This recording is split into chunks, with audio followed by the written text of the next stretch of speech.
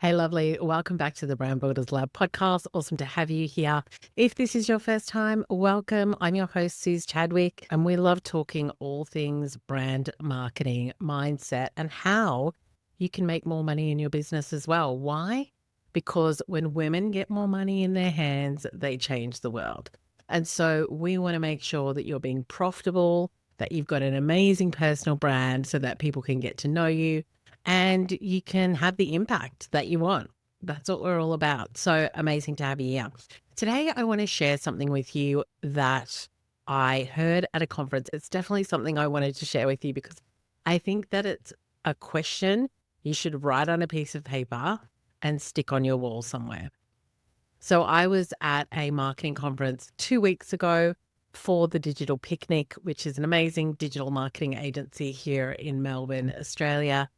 And one of the speakers, Anita Seek, was sharing her story of how she went through a really tough time in the business where the business almost had to fold.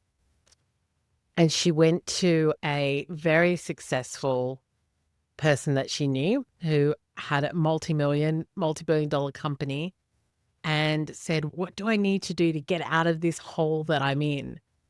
And the person said to her, "What are the hard things that you're avoiding?" Like, write down the hard things that you're avoiding. She had hired people, and so she wasn't really in the numbers. She wasn't really in the detail. She had just let things go as far as, oh, they'll take care of it. I don't need to know about it. And doing that had gotten her into really hot water in the business. And so those are some of the hard things that she was avoiding. Looking at the profit and loss, understanding the financial elements of the business, which she used to do all the time because she's an accountant as well. And so sometimes even when things should be easy for us because of our background, because of what we know, because of how long we've been doing it, doesn't mean that we automatically do it, which we're going to talk about that as well. But the first thing was, what are the hard things that you're avoiding? And I feel like it's a flip on something that I saw on the internet a lot a while ago, which is the magic is in the work that you're not doing. And so the question is, every day, and this was something that she did, every day she would sit and she would write down the 7 things that were the hard things she had to do that day. And then she would eat the frog. She would do the work. And I think that I know in my life and in my business as well, whether it was in my corporate career or whether it's been having my coaching business now, it is the things that feel hard that when you're avoiding them, they just seem to build up and build up and build up. And they also stop you from moving forward. And so how can you take that question and how can you really live it every day so that you become somebody who is super self-aware of what's going to help you move forward and what you need to do in order to get there. And the second thing I want to talk about is that sometimes we're really skilled in the things that we do. So Anita was an accountant in a previous life, but it doesn't mean that we automatically do the things that we know that we should do, which is why they're the hard things. And I get a lot of clients that come to me and say, I feel embarrassed. I feel embarrassed that I haven't done this. I help other people to do this, but mine isn't done. It's the plumber's tap is always leaky. And that's why I'm such a big believer in coaching as well. Just because I'm great at helping my clients to get an outcome, to get what it is that they want, to be able to move forward, doesn't mean that I'm an island. Doesn't mean that just because I'm good at doing something that I can just automatically do it for myself. Now, a lot of times I can, and a lot of times you can as well. It's a choice that we make. But getting help, getting the support that you need is 100% fine.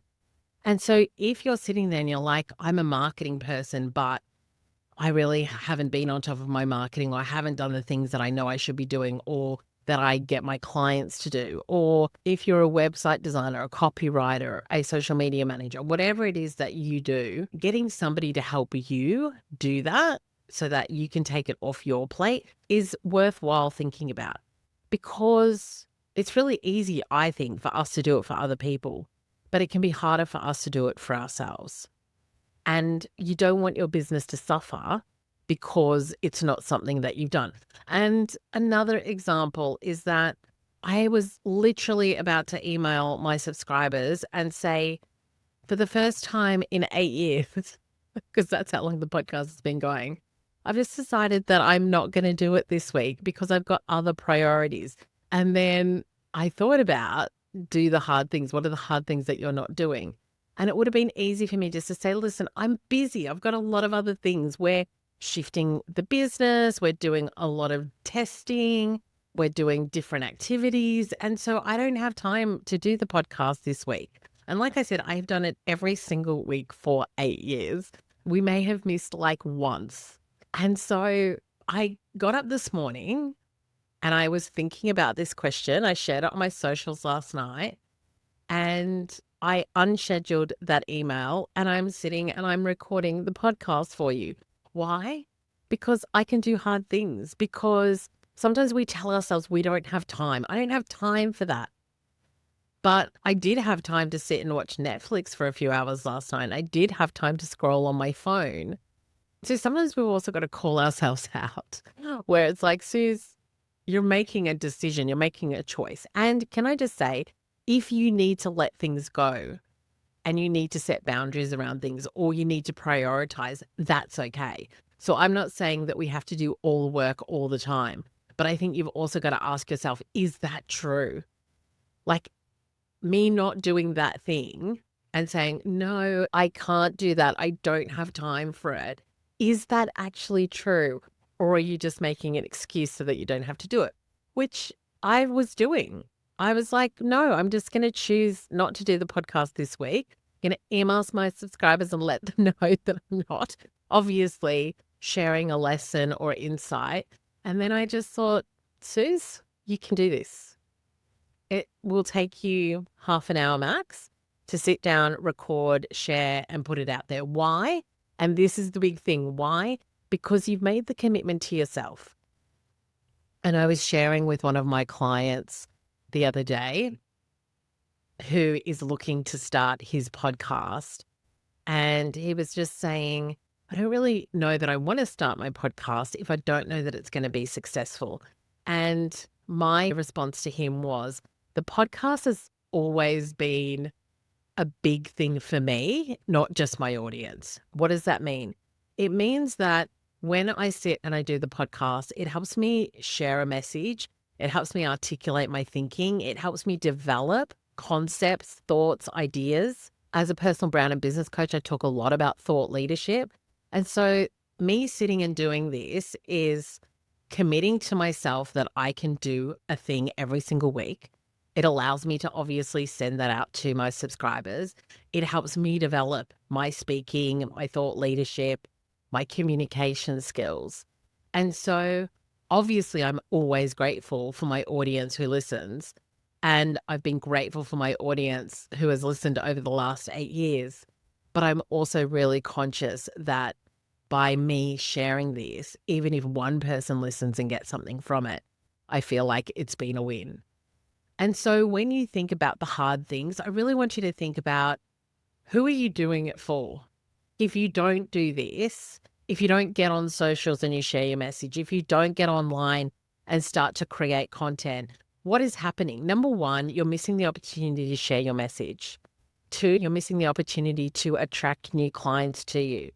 You're missing the opportunity to make an impact. And I'm sure the list will go on. It's stopping you from making more money in your business. It's stopping you from getting more traffic, generating more interest, building your personal brand, being able to work with more people who you know that you can help to do whatever it is that you do.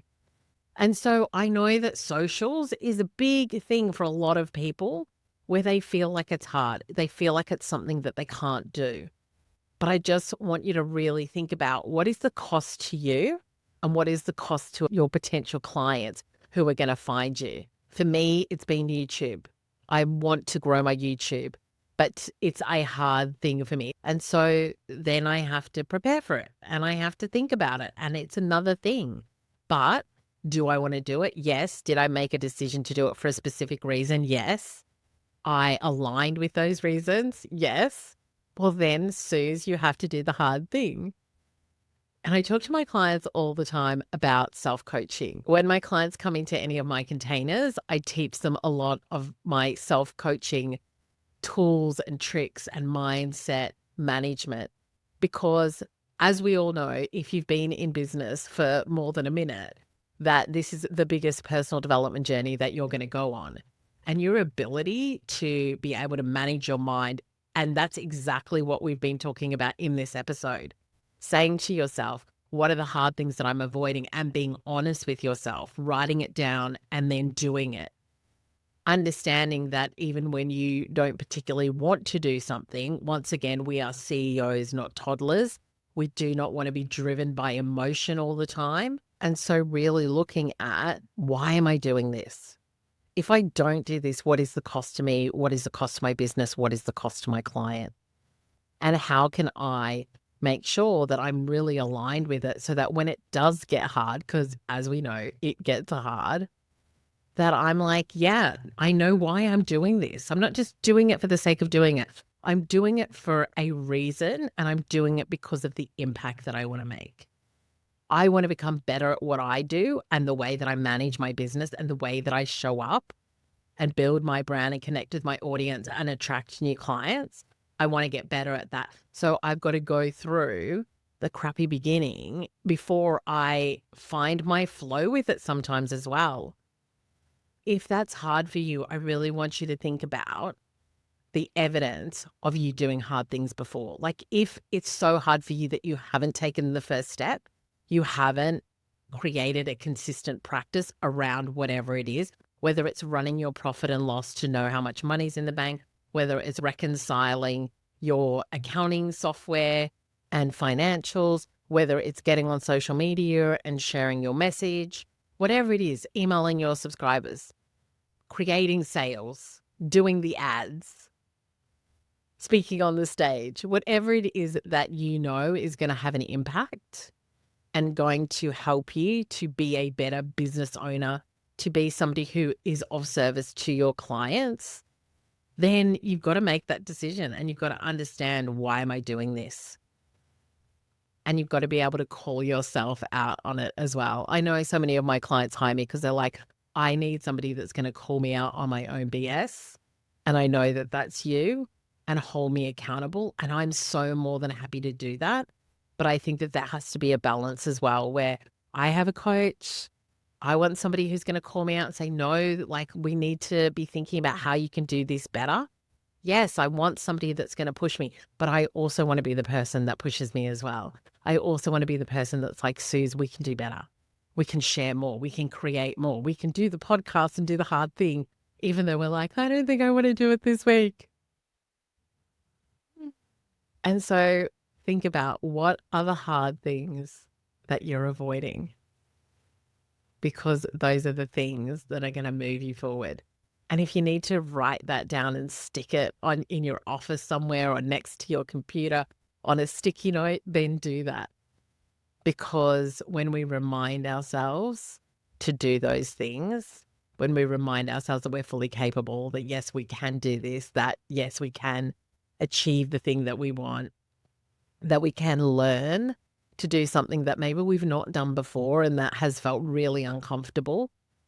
You know, I always joke around and I say, I still remember the very first time I ever did an Instagram story. It had just come out and I was so awkward, and I was like, so this is an Instagram story. I don't know what it is, but here I am doing it. That was a long time ago. But the point is, we've all got to start somewhere, and we've got to create patterns for ourselves that allows us to be able to do hard things on a regular basis. So I hope that that question has had an impact on you. I know that even though it wasn't the first time I had heard it or in that way, it definitely landed. And I think that's the thing. Sometimes we've got to hear things multiple times in different ways for it to land and for us to remember it and be able to commit it to memory and actually start to apply it. So my question to you is, what are the hard things that you're avoiding at the moment? And if you need help with them, you know where I am. Have an amazing rest of your day and week, and I'll see you next time on the podcast.